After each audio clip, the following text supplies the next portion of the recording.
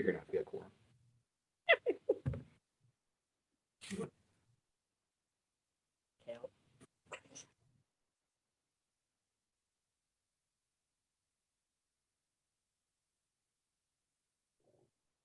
So Josh, do you think we're okay to go ahead and start? Yep, we are now live on YouTube. All right, thank you so much. I'd like to call the meeting to order. So if we could all rise and please recite the Pledge of Allegiance. I pledge allegiance To the flag of the United States of America, and to to the the republic republic for which which stands one one nation, nation, under God, indivisible, indivisible, with liberty, liberty for all. justice.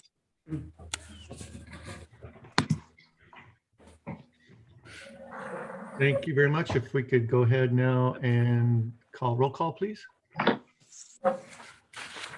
Call. Tim Dean, Here. Bruce Angel, Yes. Jan Berg, Here, Yvonne Van Ornum, Mike Thomas. Okay, thank you very much. Before we receive a motion for approval of the agenda, I would like to ask for a change. One of the things we'd like to change is to move the public comment to before the discussion items as opposed to after the discussion items. Can we get a motion for that, please? I'll move to approve. Second. All in favor? Aye. All opposed? Thank you. So what we'll do at this point then is, and now this, since we've made that, we can now approve the agenda and then move on to the approval of the consent agenda. Motion to approve the agenda as modified. Second. Thank you. All in favor? Aye. Aye. Opposed? None? Okay. Next thing we'll move on to is approval of consent agenda. Items 1, meeting minutes for the May 19th, 2020 Planning Commission meeting, and number 2, which was meeting minutes for June 2nd, 2020 Planning Commission workshop. Move to approve the consent agenda. Second. Thank you. All in favor? Aye. Aye. All opposed? Okay. So the next item we're moving to is public comment.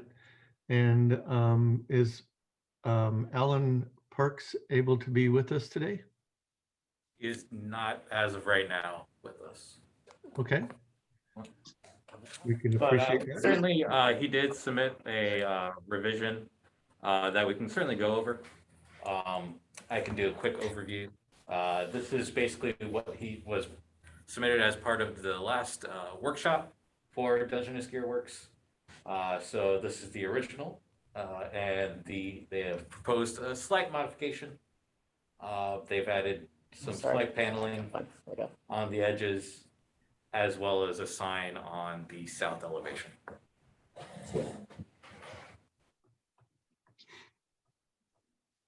So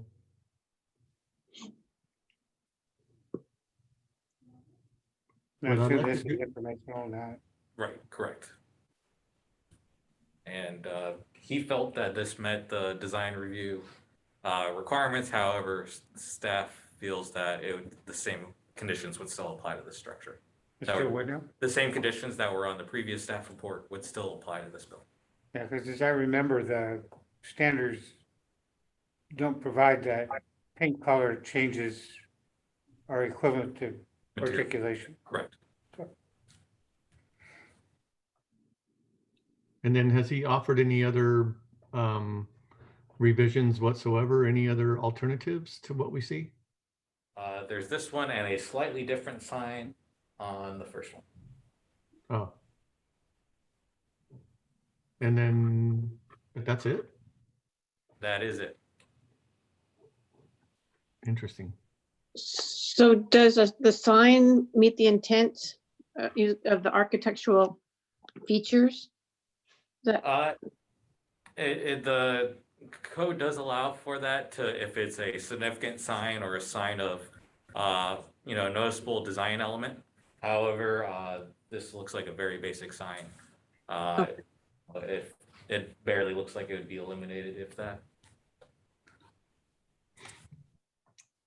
Okay. So is this something that is probably going to be proposed at our next workshop? It could certainly be proposed, however, my conditions would still remain. So I would certainly recommend, as I did to Alan yesterday, that he still meet these conditions, but he felt that these revisions met those. And I wanted to iterate that a new planning commission felt differently. Okay. So I guess any further questions or comments on our looks like Dungeness? I agree with staff. I don't think it's where it needs to be. Yeah, I move with hers. I mean, it doesn't even come close to any articulation, does it? It's just still a flat wall, just a sign on it. Is that correct? That's correct. Okay. Yeah, you might as well inform Mr. Perks that, I guess it's right to propose it, but it sounds to me like as a majority of the commission is more than likely going to send it back for reconsideration. I will certainly let him know. Thank you. So since Mr. Perks has not joined us this evening, can we go ahead and move on to the next item, discussion items 1, 2, and 3. These are mostly going to be for your Mark, right? So you're going to be discussing these items this evening? Correct. Yvonne, I've got to send her a password real quick here so she can log in. She's having a problem logging in. Yeah, it's the meeting ID that might be wrong on her end. Yeah, so I'll give her that one. Yeah.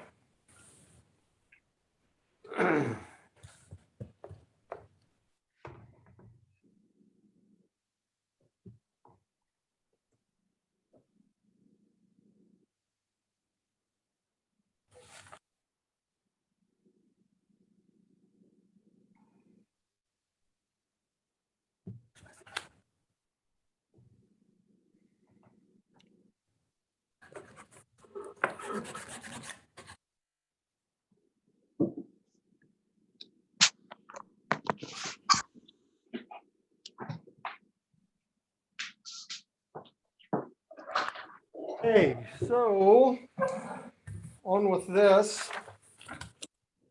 The first thing I'd like to discuss tonight is our where we are with our housing action plan.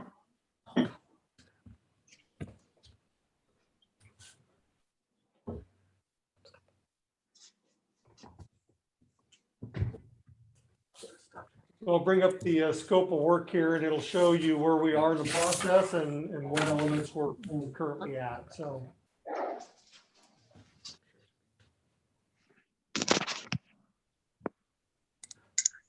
Then go back.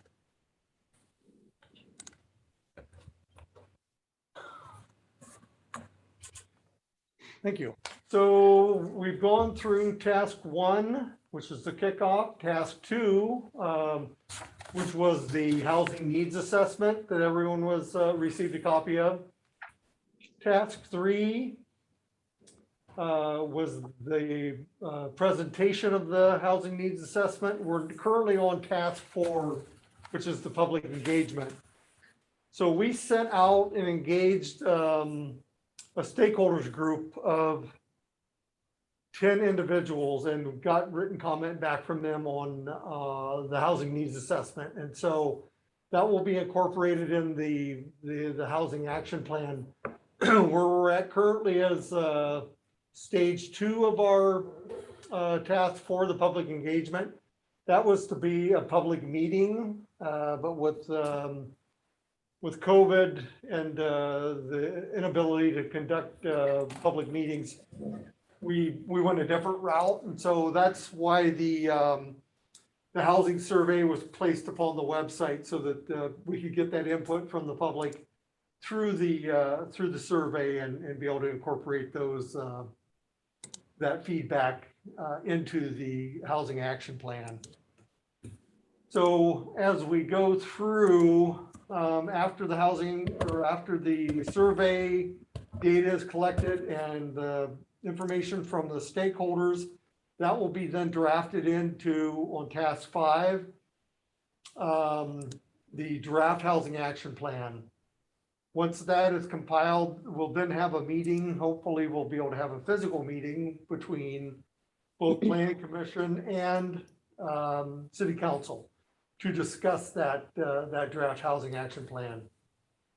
Once input is taken from that joint meeting, that will be incorporated into that draft plan, and a final draft plan will be presented to both planning commission and city council once again before it moves on to a public hearing and the public engagement for adoption of that plan. So that's where we are currently. If you've not been able to get to it yet, we have I'll show you an example of what the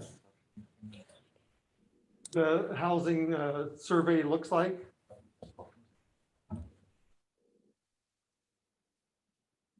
Hi, Yvonne.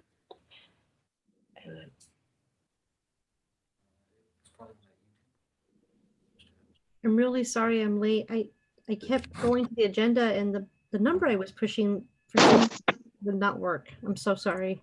No problem. I heard the ding on my phone and I'm like, it's another. I know. email. I don't even know why I tried calling you. I should have just sent you the email from the beginning. Oh, it's good you did that. I finally picked it up and said, oh, here's the problem. So here's the housing needs survey that's online on the city's website. So if you haven't had an opportunity yet, please visit this and fill it out. The input is very important for us to be able to create our housing action plan. So give you an idea what the questions look like. We'll just scroll down through it here so you get an idea. Takes about 2 minutes, maybe 3 minutes to complete. Like I said, it's very important for people to be able to put their input in so we have that information to utilize. How long is that going to be available? We'll run it through June and probably most of July. But in order to meet our timelines, we have to stop taking the input in and start to utilize that into the housing action plan for the draft plan. So that's where we are with our housing action plan so far, and we'll keep you up to date on that as the documents get created, and we'll hopefully be able to have that dialogue and sit down and go through this in depth. So any questions with that? Has this been shared already on, I haven't looked, I'm sorry, but did this get shared already on Facebook that we can share it Yeah. also? Correct. Yeah, so it's on our home site or our homepage of the city's website. It's on Facebook and it's being advertised on the closed circuit TV channel.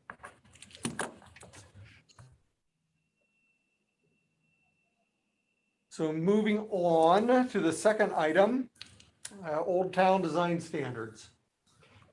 So I'm going to show you some examples of some documents that I've been able to pull together here from different jurisdictions and kind of go through them and look at the way they formatted them, what kind of information they provide, and just get your feedback about which ones you think are most applicable.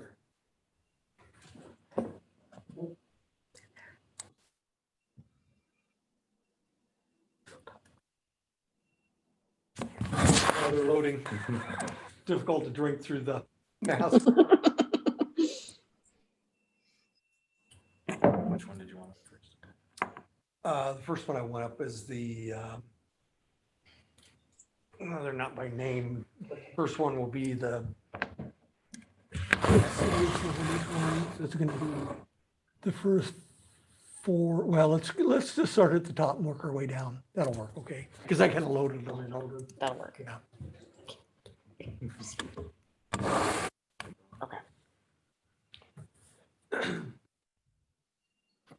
So these will be examples of some of the existing homes that are in the Old Town Residential in Arlington.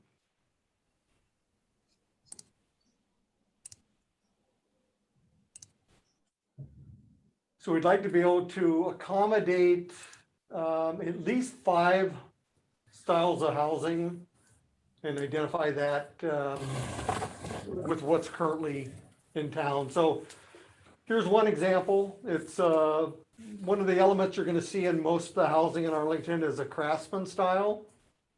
Whether it's true craftsman, whether it's an arts craftsman style or a craftsman bungalow.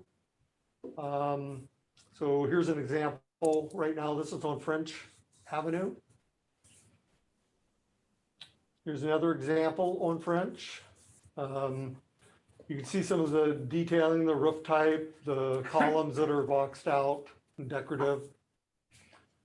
Another one that's has elements of craftsman styling.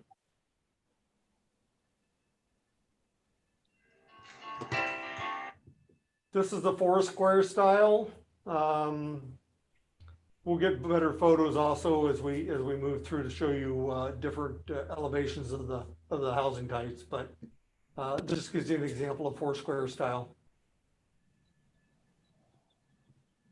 Next one's kind of a combination. It's been it's had some modifications over the years since its original build. So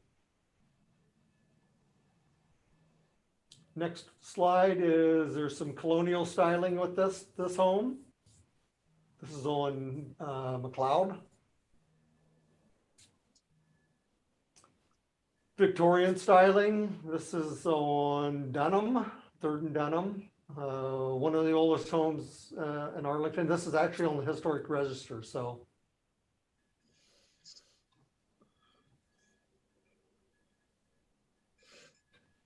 another one that has some of those features. There's some architectural elements that are missing with this that would really enhance this house greatly, but it's a good basic model.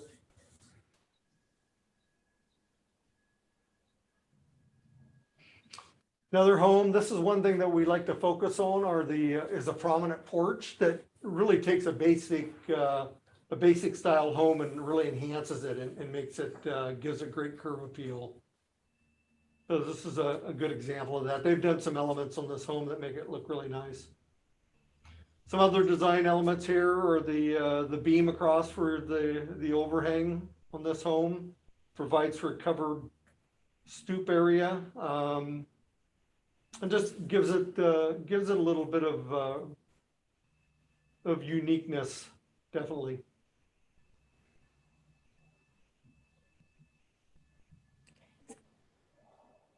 Just another example, homes that were built in the 40s, different type of stoop and entry into this one.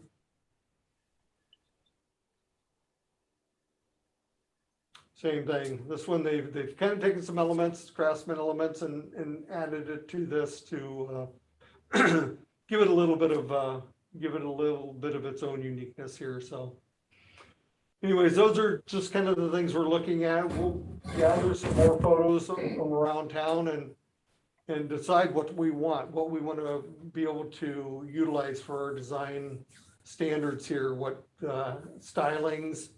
How many examples we want to have for home styles and types to be built within the Old Town Residential District. Down. All right, so next one's going to be.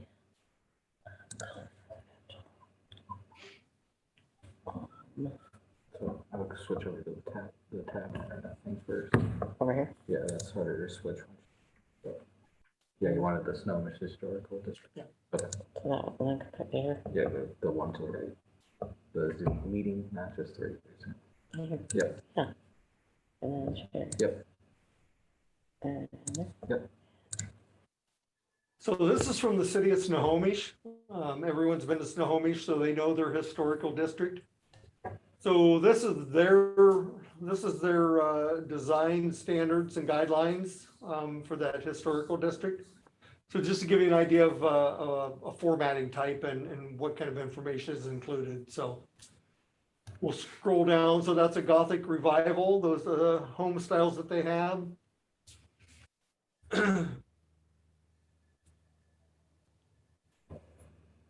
You can see they've got a variety here. There's about, I think there's 5 or 6 home styles in this document. So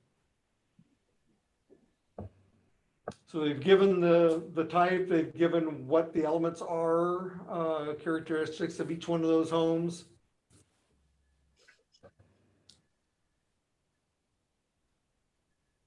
Some of them are pretty ornate. We don't have anything in Arlington that's overly ornate at all, so.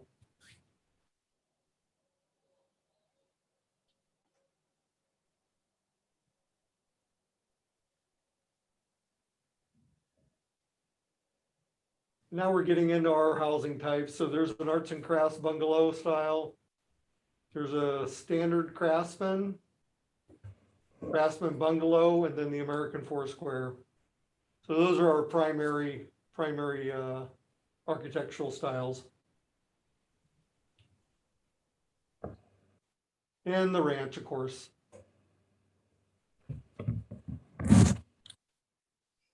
So we got the documents laid up.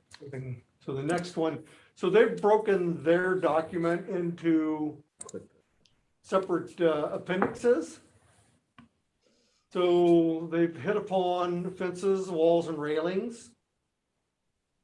We'll just scroll down through this. So they've identified what each one of those items are, materials to be built out of, given an example of what's acceptable, what isn't.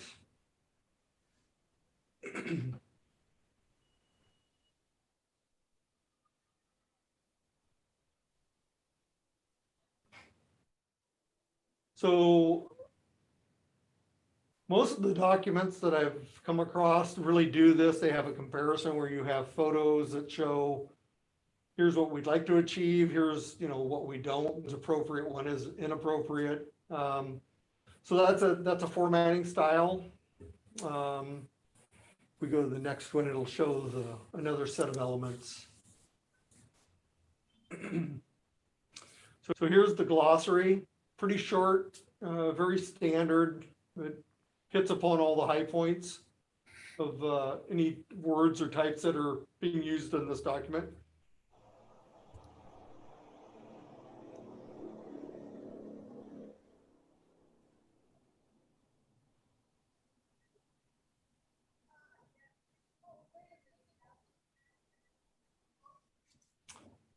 The next appendix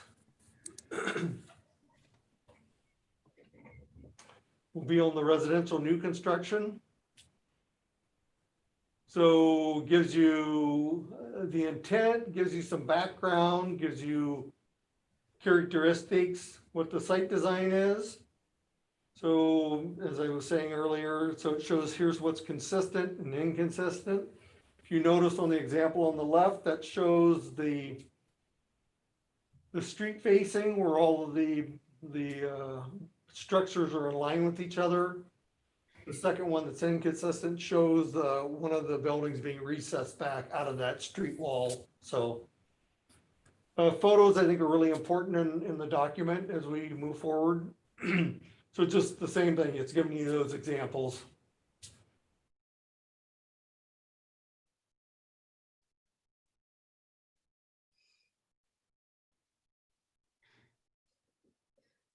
Mark, can I ask a question right now? Certainly. I was just wondering, looking at some of these pictures in how, like if somebody, like the shotgun, there was a design called a shotgun. If somebody, or even like this picture where they decide that they want to put that fencing in, but they didn't have it before.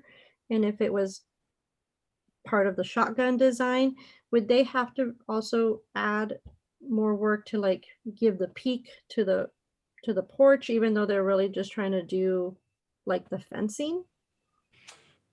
No, because if you go through the appendix, the previous one, it gives you, here's the fencing types that are acceptable. Here are the materials that are acceptable, the height, all of that. So it gives you the ability to put the fencing in as an element to the site. It doesn't necessarily trigger you having to do other elements of the home. You can do it as a piecemeal, so you want to add the fence and then come back and maybe do something to the facade itself.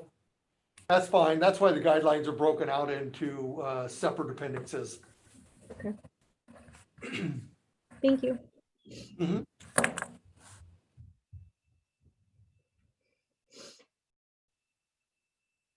Some examples of roof types. Entryways.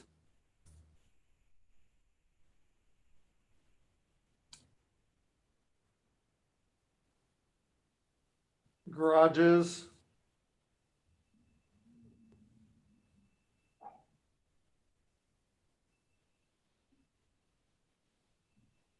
So the organization of this, like I said, is pretty standard where you have examples.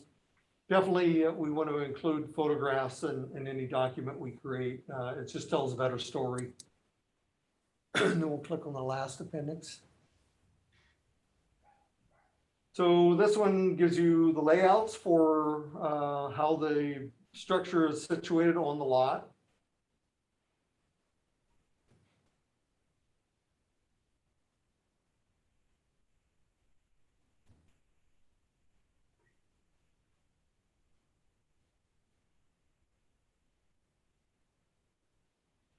What the, how the building addresses the street, what the public realm is. Then our last one.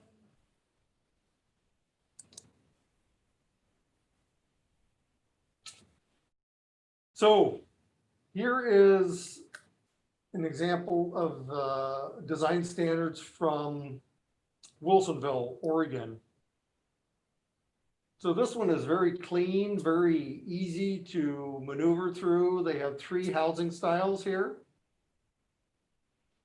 Gives some history of the city. The one thing they've done here is they've actually taken their neighborhoods and they've identified what housing types are in each one of the neighborhoods. So the importance of that is if someone comes in, they want to do an infill in a certain neighborhood, you can actually pull the map up and say, well, we have these type of homes in this neighborhood, and therefore we want to be consistent with that, whether it's a rear loaded home or it's front loaded home. That map's really important in identifying where those are within the city. Here are some examples of existing homes that meet their styles.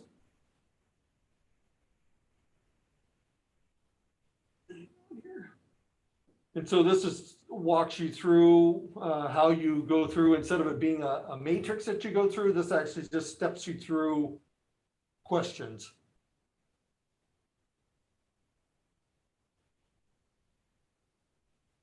Gives you explanation about what the home consists of, what that styling consists of.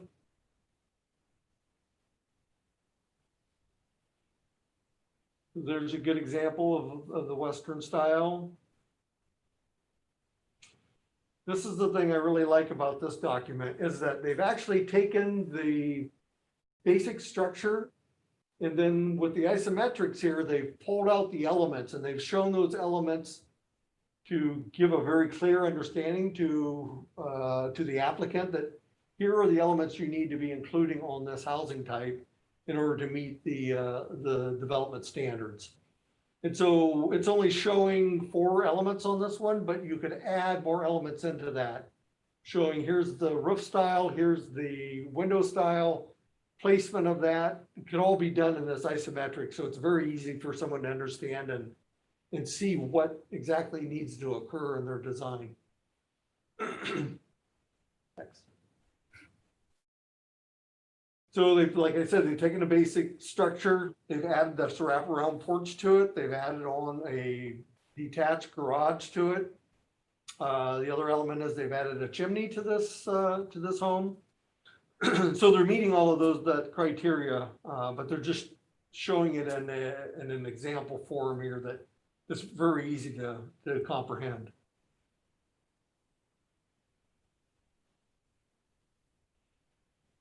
They'll do the same thing here for a craftsman style home. You can see they've pulled out, they've shown you the roof styling, they've shown you the porches, what type of glazing, what type of fenestration there is on the home.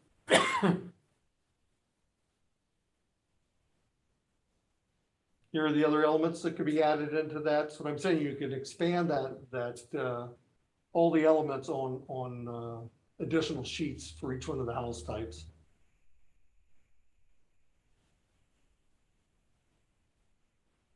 Basic ranch, what could be done with that?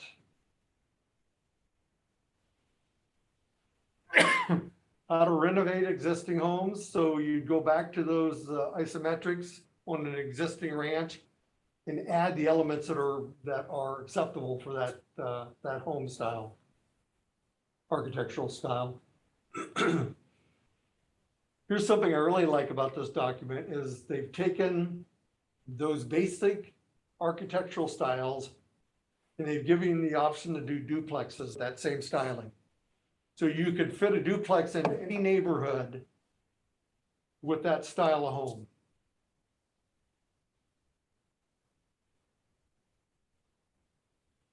They've addressed the ADUs and conversions of garages.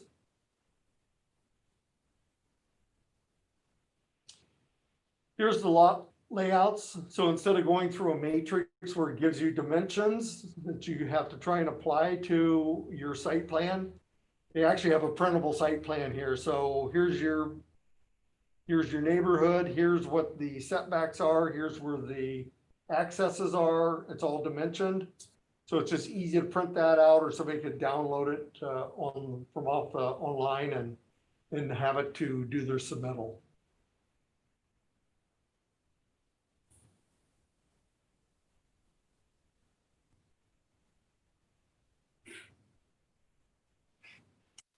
So remember the glossary we went through in the previous document? So what they've done here is they've taken their glossary and they've actually given you illustrations for each one of the elements in the glossary, which I think is just wonderful, because instead of having to just read what it says and try and figure out exactly what that means, they've illustrated it on the document itself. So there's just no confusion whatsoever. I just think they've done a great job with this. I think it's a nice formatting. Thoughts on this?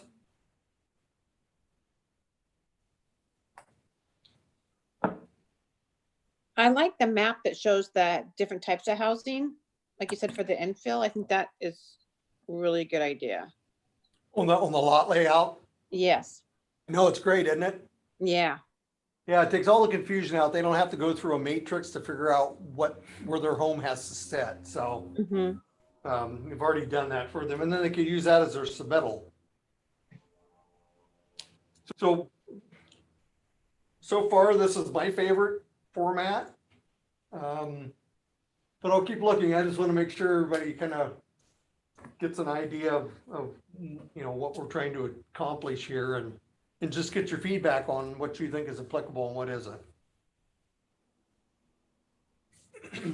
I really liked all the pictures too. This one was really nice. It was super easy to read, and the fonts, the colors, everything was really easy to read and really easy to look at.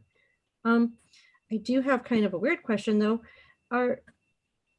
If anybody, I guess more with the remodel or the restructure of, like, if they're adding on or doing something different to their house, are any of these documents in a different language that if somebody wanted to look at trying to do something different to an existing building that, I live in this house and I don't speak English per se, are these documents available in a different language that when I speak to the contractor, I truly understand why that has to be done a certain way? Because the contractor would be the one that would really understand the rules, right? Right. Yeah, I mean, we could definitely put together a document that has it in different languages. Have we ever been asked to put any of these, like a homeowner? That's never come up, so that's very interesting. Yeah. Just And curious. that's a great idea. I mean, you know, if you want it to be really user friendly, as your demographics change, this is definitely the way to do that. So, Okay. Just wondering. I was just curious. no, that's a great point. Thank you.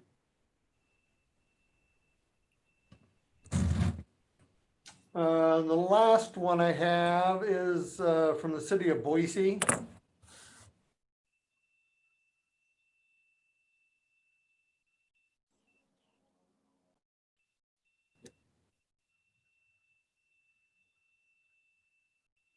So we'll kind of scroll down through this one fairly quickly. It's similar to the Snohomish one, where they do comparison photographs. Definitely, they have a lot wider variety of housing types in Boise. Of course, it's a large city, so you expect that. But Let me keep going here. Okay. it's a good document. So yeah, they got into a lot of detailing in here. They've really identified each one of their historic districts and just something we don't have to deal with. We have one Old Town residential district, so makes it pretty simple. But you can see the different housing architectural styles of the housing housing stock that they have there. But I want you to notice there's a lot of similarity in a lot of this because, of course, things being built with the same era really mimic each other.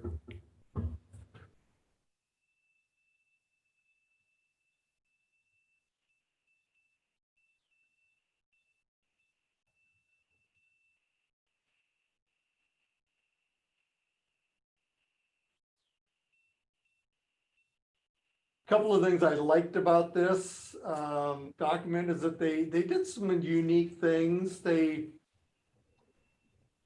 It's more of an educational document. I mean, they give the background, they give the stylings, give a lot of history. But as you get down through this, they have really paid a lot of attention into how to do retrofits with green building materials and still maintain the historic character of the home and the neighborhood. A lot of helpful hints in how to do energy upgrades to the home and not affect the integrity of the home. They point out what the importance of certain architectural features.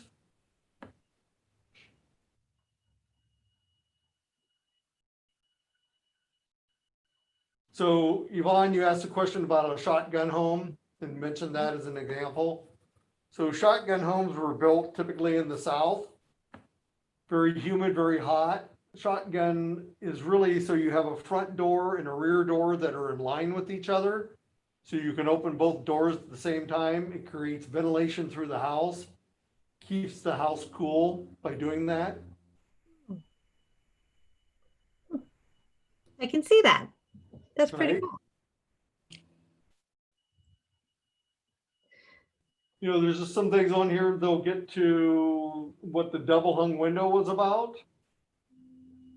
A lot of people don't understand that. The double hung window was created so that you could draft cool air in and exhaust hot air out to the top half. So the window is split. So it's open on both the bottom and the top.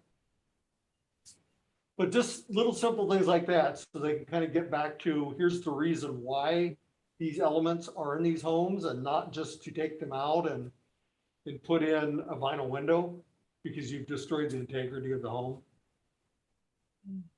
And there's ways to do, here, that's the example I was giving about the double hungs.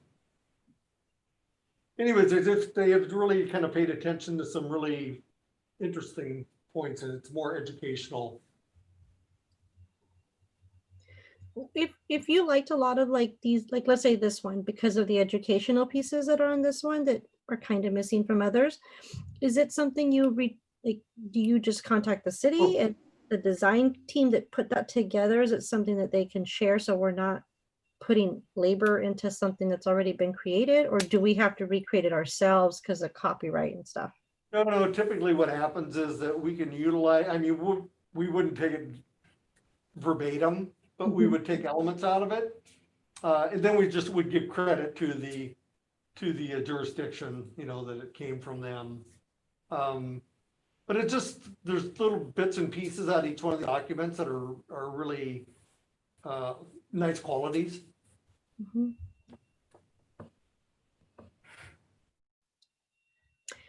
On any, sorry, one more question. On these two, and when we're designing these guidelines, I didn't notice, is there something that even says the process? Like, again, I think I'm just asking more as a homeowner, that if I wanted to redesign or upgrade something, are the guidelines in this guide, are they in this guidelines, or is it more just I go to the website and I look and see what the steps are? And then I didn't notice on the website necessarily that there's a link to like all the business licenses that are here in the city that I could look at, and maybe just me wanting to support Arlington, I would maybe contact an Arlington business before I just call a number. Well, I mean, it's public record. You'd have to put a request in. We'd have to generate a report that shows those. But we'd have to redact a lot of personal information out of it also. Mhm. So, but something like this document would be posted on the city website. So it would have a process as part of the document itself. Okay. So if you wanted to do a remodel, it would walk you through that process. Here's the permits you would be applying for.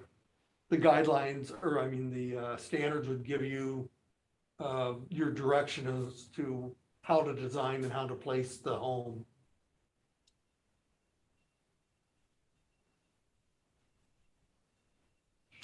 So anyways, that's that's pretty much it on the design standards. I just wanted to give you an example of what kind of the things we're looking at and what direction we might be going with this, so.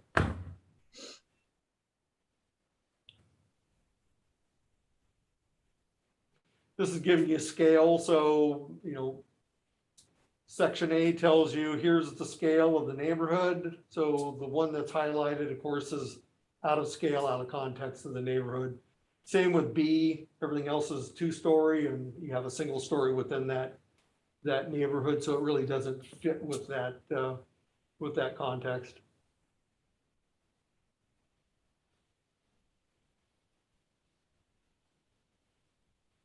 The other examples, sketches of lot layouts. I don't think it tells the story near as clearly as the Wilsonville document does. I think that that's a very easy to understand, very easy to navigate document.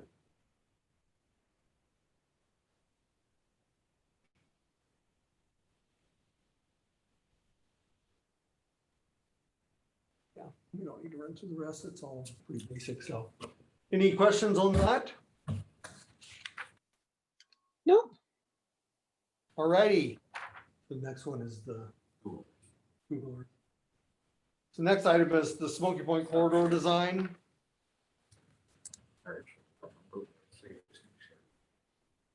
So we actually went through an RFP process for consultant for doing the Smoky Point corridor design. So this will take place between roughly 174th on Smoky Point Boulevard all the way down to 200.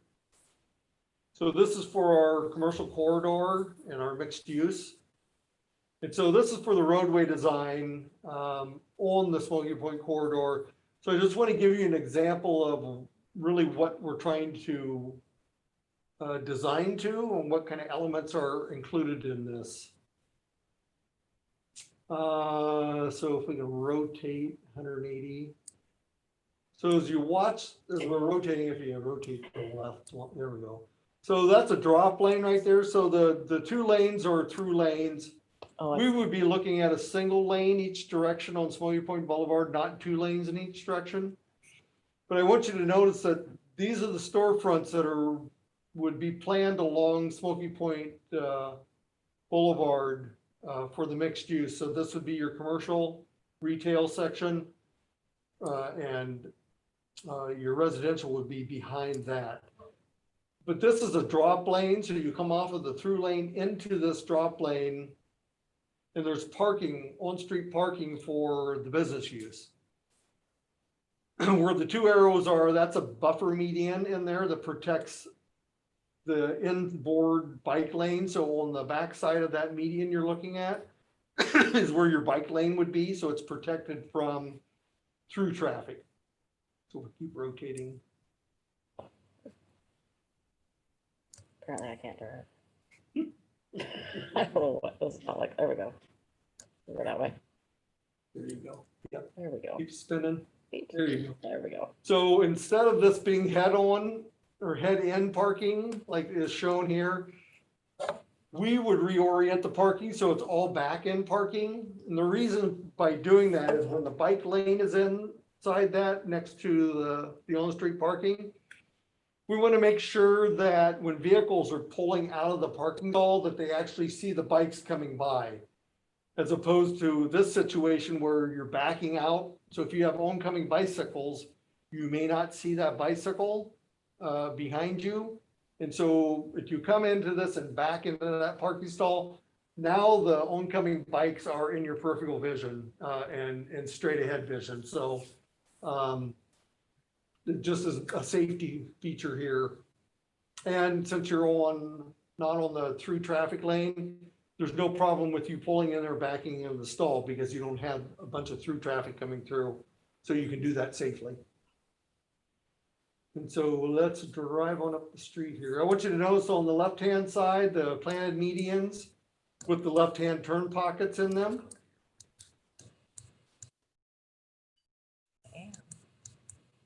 Let it go away. Here it is.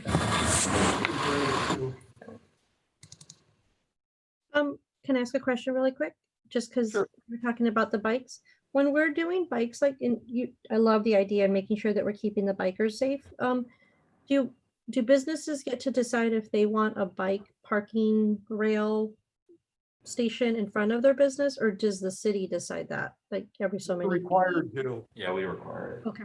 So that's part of our development criteria is they're required to supply bike racks and bike space. And if a business specifically wanted one in front of them, it wouldn't like. They could just do Yeah, whatever that's the fine. requirement. That meets the criteria. So yes.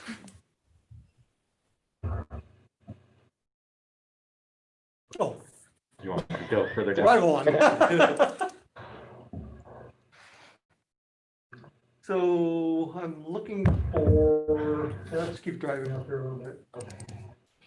So one of the things in this center median is where we would be planting heritage trees.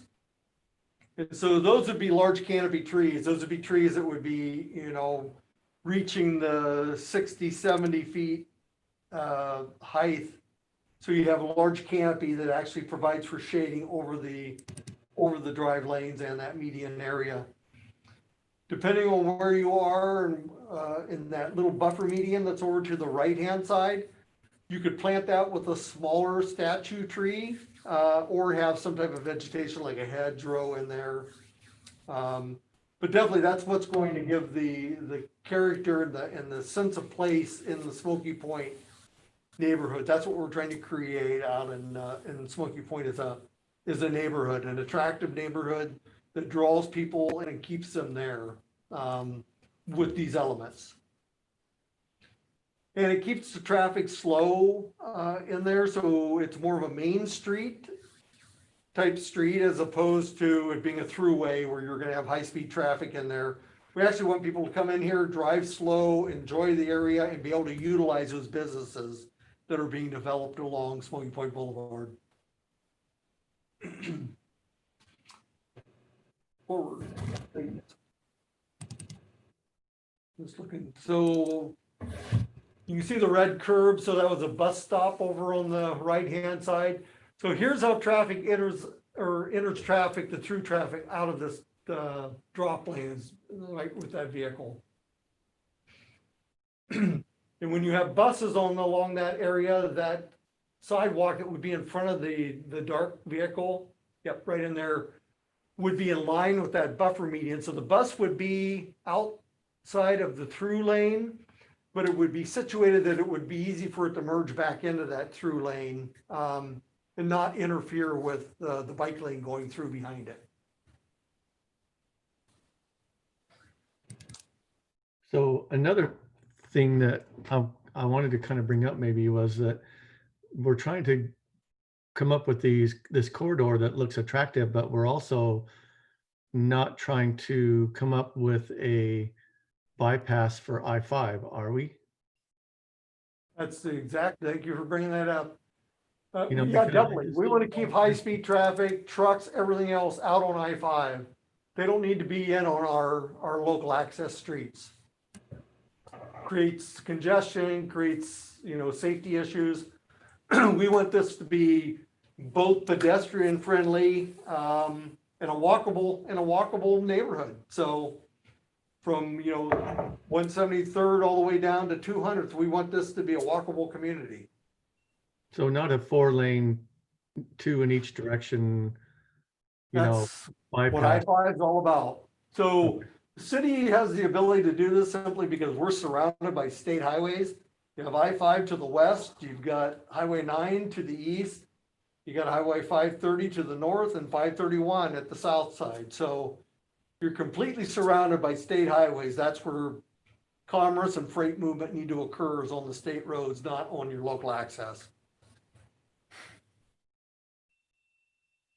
And this kind of gives us a sense of place, doesn't it? Like a place does. to go, a place to visit and shop.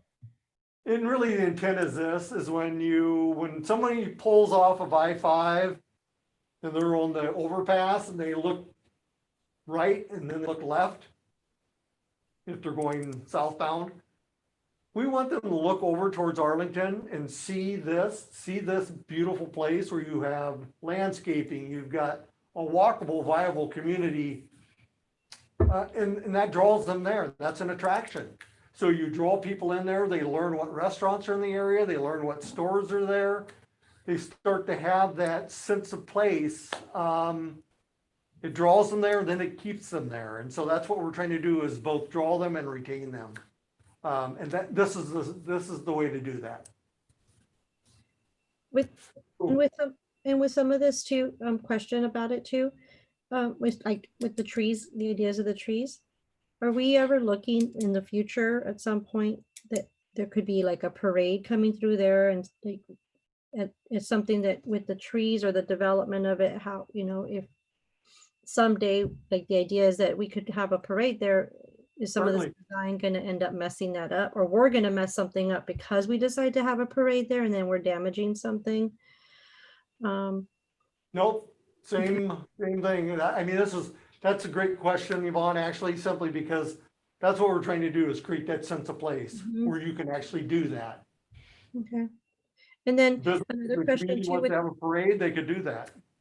and then I guess another one would be looking at the parking. And I know in other cities that I've worked at, the problem is always that these great parking spots are in front of the businesses, but we rarely have any parking for the employees. And so keeping in mind that and seeing those, general parking lots, are there going to be spots that we kind of focus on and think that this is more for the business employees?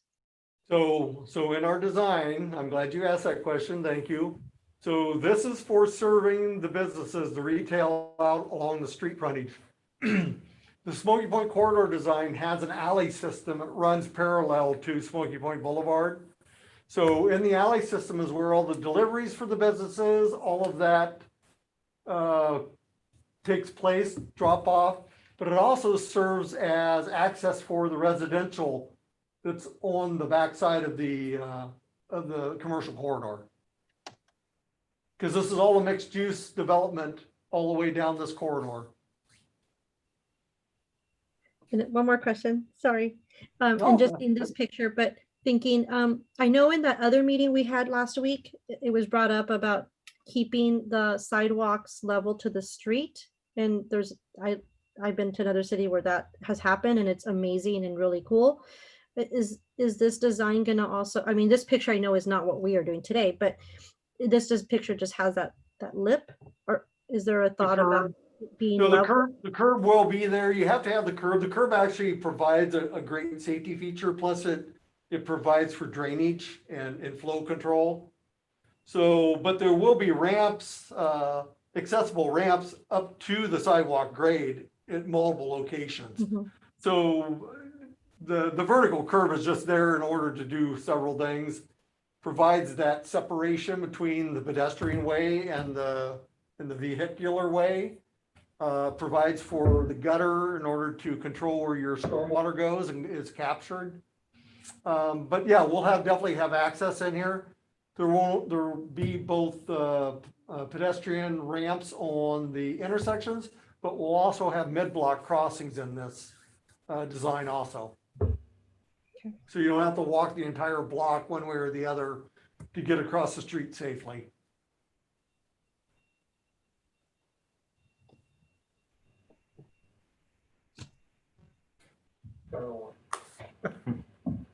First person. Thank you. So as we come up here on the right-hand side, I want you to notice, see how the curb is set in where it's painted red? So right here. Bus stop is in the sidewalk area. If you go just a little bit forward, Josh, and then spin around 180.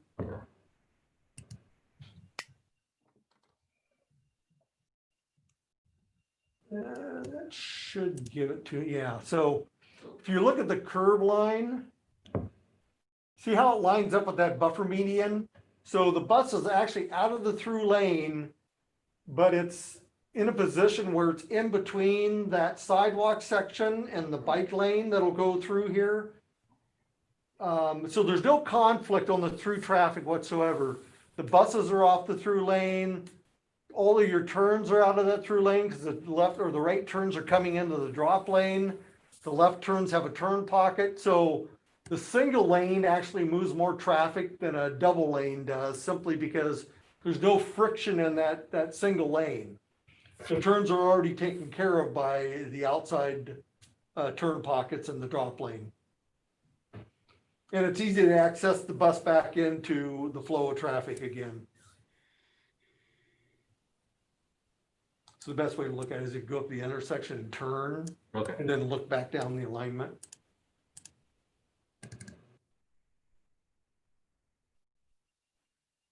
Are we gonna have like bike repair stations or like at the bathroom, if you know, the public bathrooms, will there be like air pumps or something that for bikers? Or I know we have it in downtown Arlington. So yeah, here's a good alignment right here. So that's something that, you know, as businesses develop out in this area, that's something that they'll be accommodating out there, so. Okay. So here's what I was talking about with the bike lane. You can see, I think he's on a bike right there. Yep. Mhm. So see how that alignment goes in there? He's on the inside of that buffer barrier that has the trees planted. So you can see how that works along there where they're protected from traffic. And what happens is on the intersection, what they actually do is they bring in the bike lane on the inside of the curb adjacent to the sidewalk. So you have a dedicated bike path and you have a dedicated pedestrian path. So it keeps the bikes out of the flow of traffic up until the point that they get to the intersection. Then they have to obey the rules of the road for the intersection. But if you're at a controlled intersection, they have the ability to run through that if it's a fully stop controlled, so. But the buses, that's the bus drop-off area that I was speaking about, so you can see how that alignment works well with the through lane. Spin 180 and head back up the street again.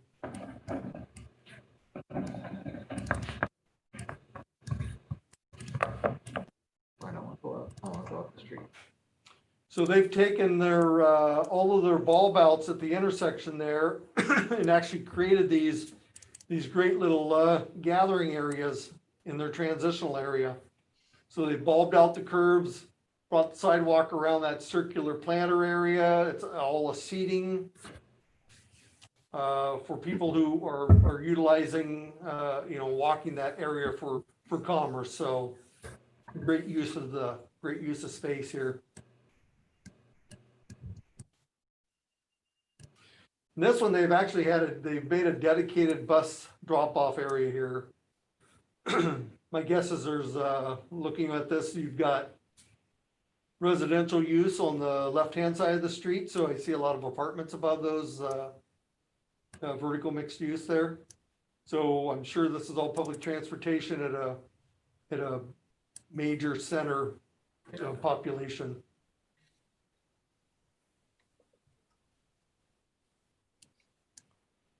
The buses just love this. It's easy for them to merge in, and you don't have to do in-lane stops. I mean, I don't know if any of you have experienced having to stop behind a bus who's in an in-lane stop, and then deal with the people who aren't going to be patient and are merging into the left lane. So it just creates a hazard.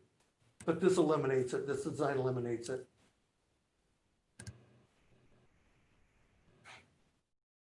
Anyways, a lot of rehab work going on here. This just gives you an example of really some of the design elements that we're looking to try and incorporate on the Smoky Point corridor. Europe does a lot of this where they have drop lanes. It's just that in Europe, they're not so accommodating to the automobile. So it's really downsized to function to work well with bicycles and pedestrians. We don't really have the luxury of doing that fully yet until there's a point in time where people get weaned off of using an automobile to do everything.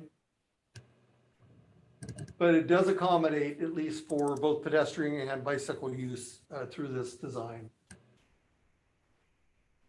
Is there any space for electric car plugins? Yeah, definitely. That's something that we're required to do with our comp plan update, is to require electric vehicle charging stations.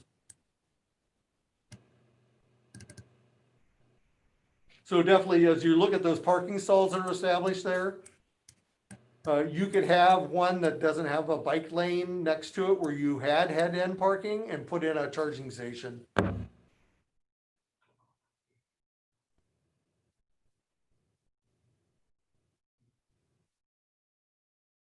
So this will be a subject that we'll be bringing up regularly as we go through the design process with the consultant.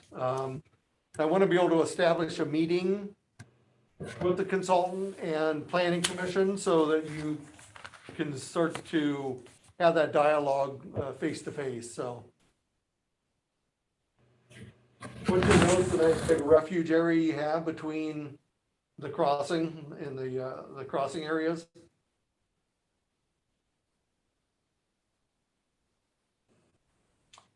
So any questions regarding this? Nope. All right. Well, I've done my share of talking for the night.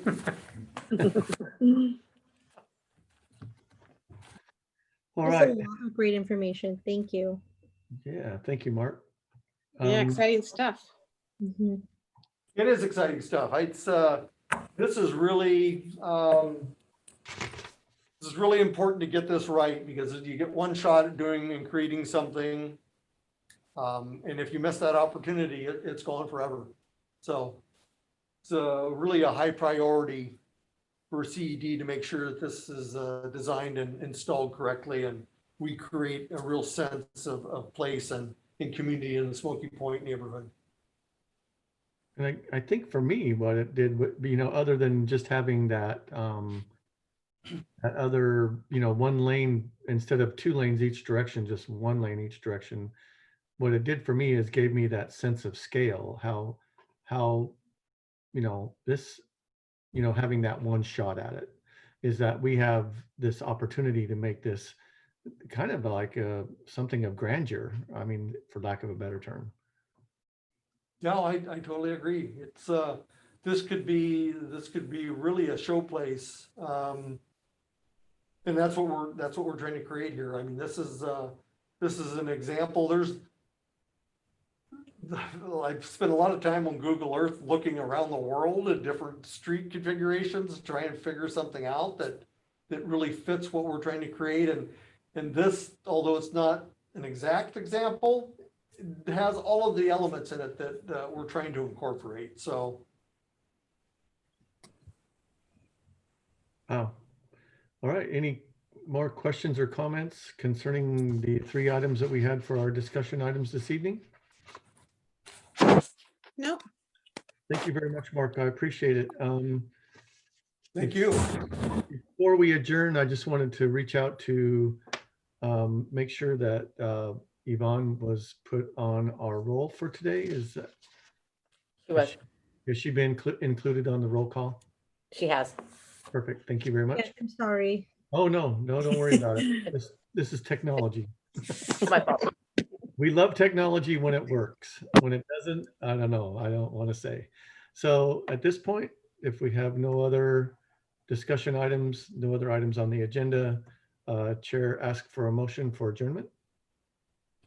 Motion Move to adjourn. second. All in favor? Aye. All right. Thank you, everyone. I appreciate it. Have a great evening. Great, thanks. Good night, Thank you, everyone. staff. You.